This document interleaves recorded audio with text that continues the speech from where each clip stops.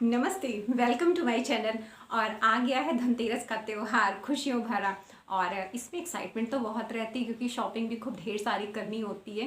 तो हाँ, कल से धनतेरस की शॉपिंग स्टार्ट हो जाएगी और मुझे तो बहुत ज़्यादा एक्साइटमेंट रहती है। लेकिन मैं आप लोगों को भी कुछ उपाय बताने वाली हूँ जो कि बहुत ज़रूरी है जानना, क्योंकि धनतेरस का जो समय होता है वो खरीदारी का होता है। खरीदारी होती कैसे है? जब पैसा होता है तो हम सभी जो है माँ लक्ष्मी को प्रसन्न करने के लिए बहुत सारे उपाय अपनाते हैं, और उपाय अपनाना भी चाहिए क्योंकि इस दुनिया में सब कुछ जो है पैसे से ही होता है। पैसा होगा तो सब कुछ होगा, पैसा नहीं तो कुछ नहीं। तो हम ये उपाय बिल्कुल अपनाएंगे।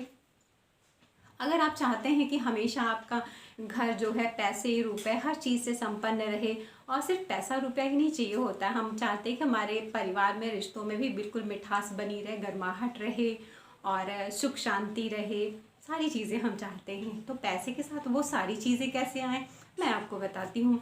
धनतेरस का जो समय होता है वो होता है खरीदारी का, और इसमें जो सबसे महत्वपूर्ण है वो हम चाहते हैं कि इस समय आप श्री यंत्र और कुबेर यंत्र, दो चीज़ें याद रखिएगा। श्री यंत्र और कुबेर यंत्र, ये दोनों चीज़ें बहुत महत्वपूर्ण हैं। श्री यंत्र जो होता है, जितने भी यंत्र होते हैं सबसे शक्तिशाली जो और महत्वपूर्ण जो होता है वो श्री यंत्र होता है।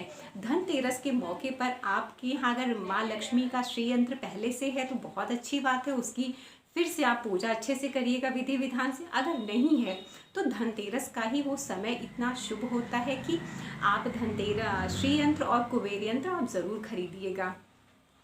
इससे क्या होता है कि आपके घर में देखिएगा सुख समृद्धि बनती है, पैसे का आगमन होता है और पारिवारिक शांति बनी रहती है।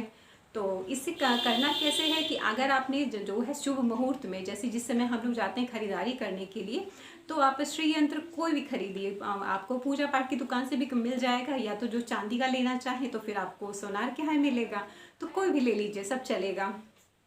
श्री यंत्र आप ले आइए, उसको इतना बड़ा सा होता है, पूरा यंत्र बना होता है उस पर, और देख लीजिएगा कहीं से कोई क्योंकि टूटा ना हो या है ना, तो खंडित ना हो तो लीजिएगा। उसके बाद घर लाइए, घर लाने के बाद स्नान करके स्वच्छ कपड़े पहन करके उसको पंचामृत में स्नान करा करके फिर गंगा जल में उसको गंगा जल से भी स्नान करा करके तब आप अपने मंदिर में स्थापित करिए। मंदिर हमारा जो होता है उसमें चारों दिशाएं होती हैं, तो चारों दिशाओं में चार कोने होते हैं। तो श्री यंत्र को हमेशा आप ईशान कोण में ही स्थापित करिएगा, और सीधे मंदिर में मत रखिएगा। ईशान कोण में आप कोई भी लाल कपड़ा बिछा करके नीचे, उसके बाद नीचे उसके थोड़ा सा चावल डाल दीजिए, या तो फूल हो क्योंकि पहली बार रख रहे हैं, स्थापित कर रहे हैं, तब नीचे चावल पीले रंगे हुए, और उसके ऊपर आप श्री यंत्र को स्थापित कर दीजिए। फिर विधि विधान से पूजा करिए। और कुबेर यंत्र भी इसी तरह से स्थापित किया जाता है। आप ये लाके देखिएगा, बहुत अंतर पड़ता है। आपके घर में सुख समृद्धि बनी रहेगी, क्योंकि ये धनतेरस का जो मौका होता है यही सबसे अच्छा मौका है श्री यंत्र और कुबेर यंत्र खरीदने का। तो कोशिश करिएगा कि ज़रूर खरीदिएगा। धन्यवाद।